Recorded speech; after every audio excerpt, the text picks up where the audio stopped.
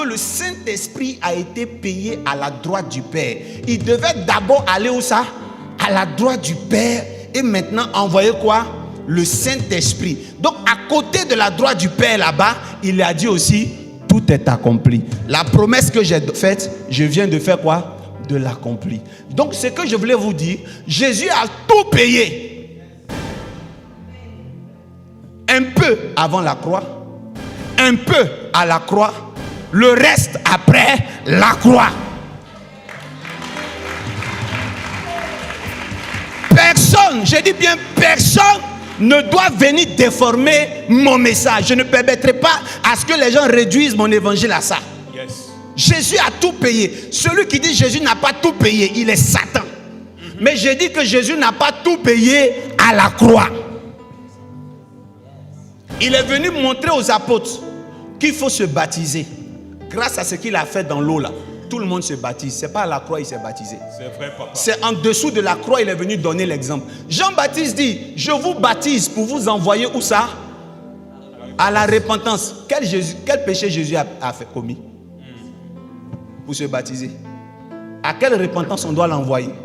Jésus n'a pas péché, il n'avait pas besoin de repentance. Il s'est juste baptisé pour vous montrer l'exemple que vous devez vous baptiser. Yes. Donc il a payé quelque chose là. En s'humiliant, lui qui est Dieu, il s'est baptisé. La deuxième chose, Jésus-Christ a jeûné et prié. Est-ce que Dieu a besoin de jeûner? Il monte pendant 3 jours avec ses apôtres sans manger. Et il leur dit prier. Parce qu'il voulait nous montrer qu'on doit jeûner. Et lorsqu'il descend de la montagne de transfiguration, écoutez bien, hein, il y a un monsieur qui vient le voir. Il y a un monsieur qui lui dit, Jésus, bon, je te prends pour exemple, parce que tu lui ressembles. Il fait comme ça. Jésus, mon fils est lunatique, épileptique. Je l'ai confié à tes enfants. Ils ont prié pour lui toute la journée, toute la nuit. Il n'a pas pu guérir. En fait, mon fils est lunatique. Le matin, il tombe dans le feu. Le soir, il tombe dans l'eau. Et voilà comment il parlait à Jésus. Jésus s'est tourné vers ses apôtres. Il dit, mais chose, comment on appelle ça? Race d'incrédules. Moi, il a dit plein de choses. Ce qui m'intéresse, il dit à ses apôtres, 7 sortes de démons par le jeûne. C'est un exemple que Jésus est venu donner à tous les pasteurs. Qu'il y a des démons qui partiront si vous parlez simplement. Mais il y en a qui refuseront de partir si vous parlez.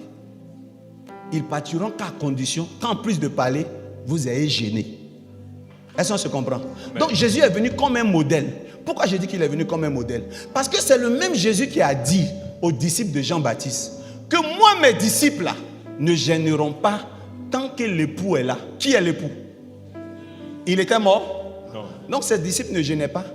C'est lui-même qui leur avait dit de gêner, de ne pas gêner. Et c'est encore lui-même Jésus qui vient les réprimander devant tout le monde. Vous ne savez pas que cette sorte de demande pas par le jeûne. Et comme je connais Pierre, je suis sûr que Pierre a dit au vieux, c'est parce que tout le monde était là. Hein. Mais vrai là. Affaire de jeûne là, qui a dit qu'il ne faut pas en faire? Je parle comme un Ivoirien, c'est toi-même. Maintenant, toi-même encore, tu viens crier sur nous devant les gens. Parce qu'en fait, quand un leader crie sur les dévanciers, remarquez toujours, il le fait souvent devant les autres. Pas parce que les dévanciers ont fait grave, mais pour dire à ceux qui sont en bas, faites attention. J'ai un oncle, on ne porte, si tu veux, porte les chaussures partout dans la maison, mais on ne porte pas chaussures à table. Donc quand tu es un étranger,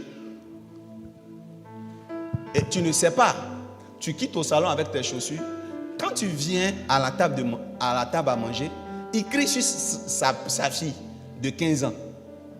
Mais je ne vous ai pas dit de ne pas porter de chaussures, tu vois. Donc l'étranger, il est dérangé, tu vois. Il fait ça. Je ne savais pas. Hein. Donc tu vas voir, l'étranger va être là jusqu'à... Je reviens. Il va, il se déchausse et il revient. Mais, vous savez, un jour, il a dit ça à quelqu'un. La personne allait se déchausser. En revenant, sa fille, sur qui il a crié, en fait, n'avait pas de chaussures aux pieds. Je ne sais pas si vous comprenez. Donc, même quand elle n'a pas de chaussures, c'est sûr, elle écrit pour dire aux gens de la maison comment ils doivent se comporter. Est-ce qu'on se comprend? Donc, il n'avait même pas envie que ses apôtres jeûnent. Mais il voulait juste nous enseigner, nous, la génération future, qu'il y a des cas où on jeûne. Le même Jésus qui est Jésus, qui a parlé des démons sont partis au point que les gens ont dit avec quelle autorité il parle. Le même de Jésus a imposé les mains pour certains cas. Et le même Jésus a utilisé la salive.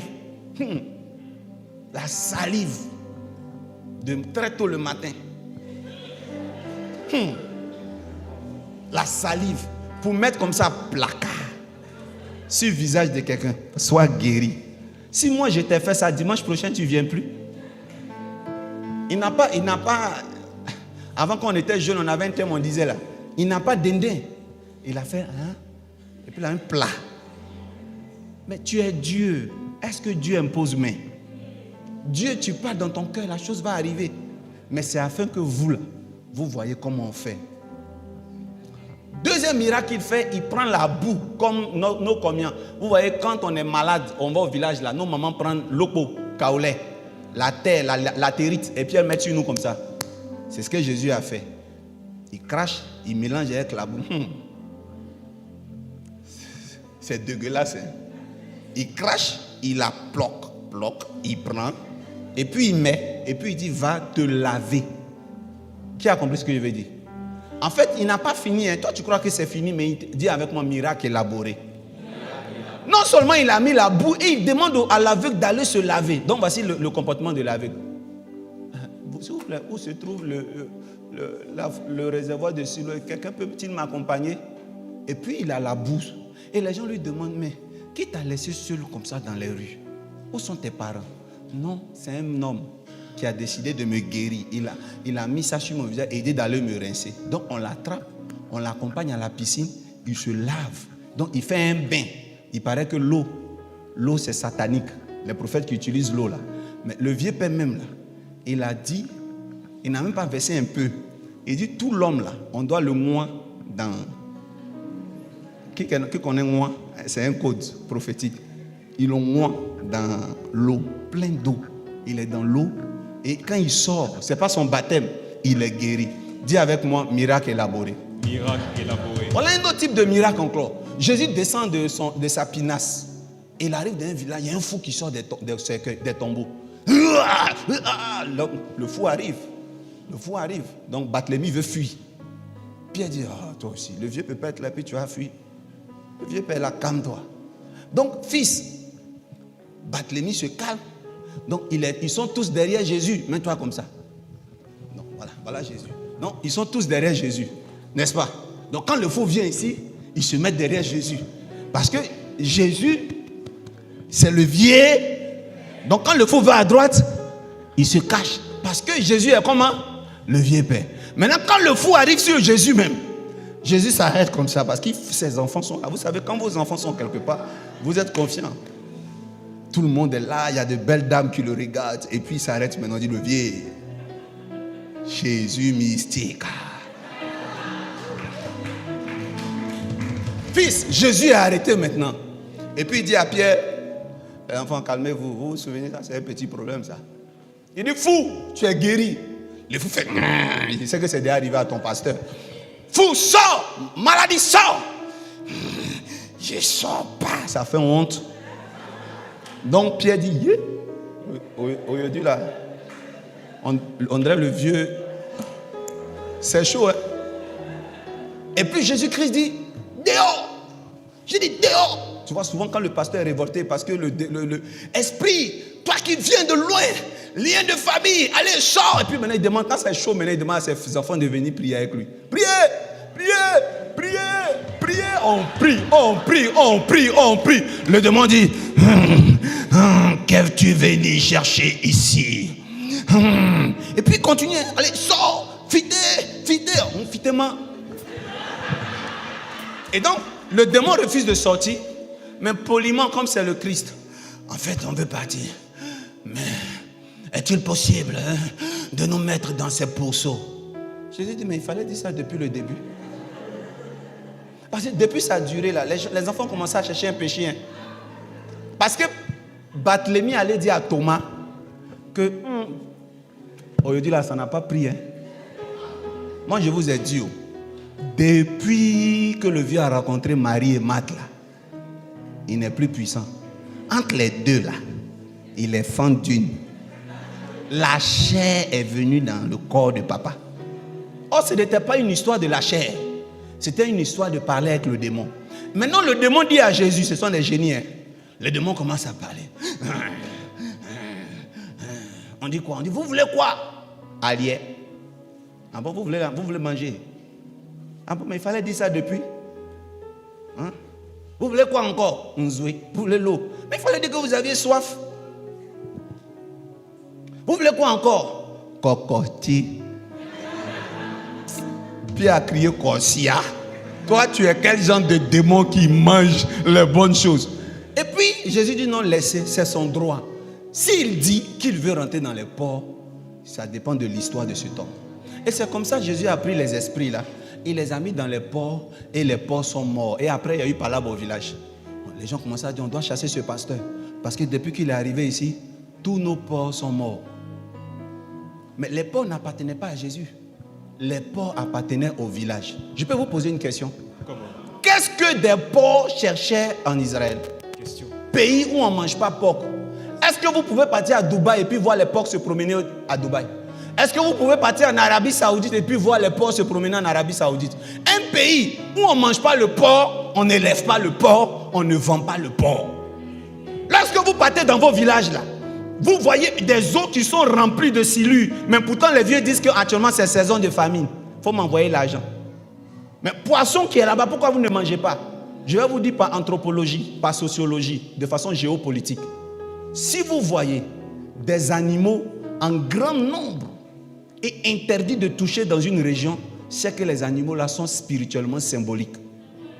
C'est pour ça, lorsque vous allez à Man, il y a un endroit où les singes sont protégés.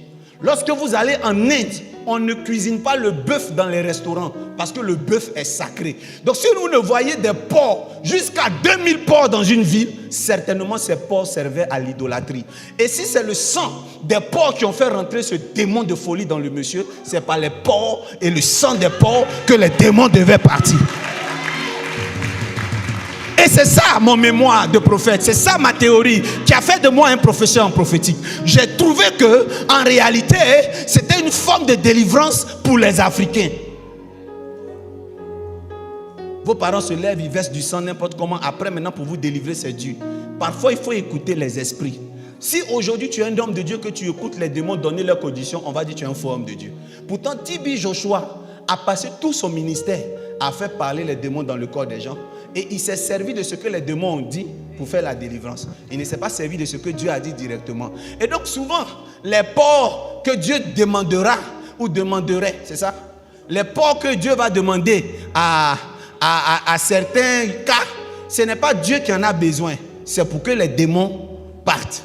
C'est souvent les exigences et les réclamations. C'est pour ça que vous allez voir que vos pasteurs ont chassé plusieurs démons et parfois à vos tours, ils sont bloqués.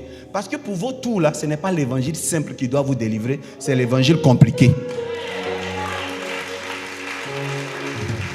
Donc dans le miracle élaboré, il va arriver que dans des rakas, votre pasteur demande des sacrifices.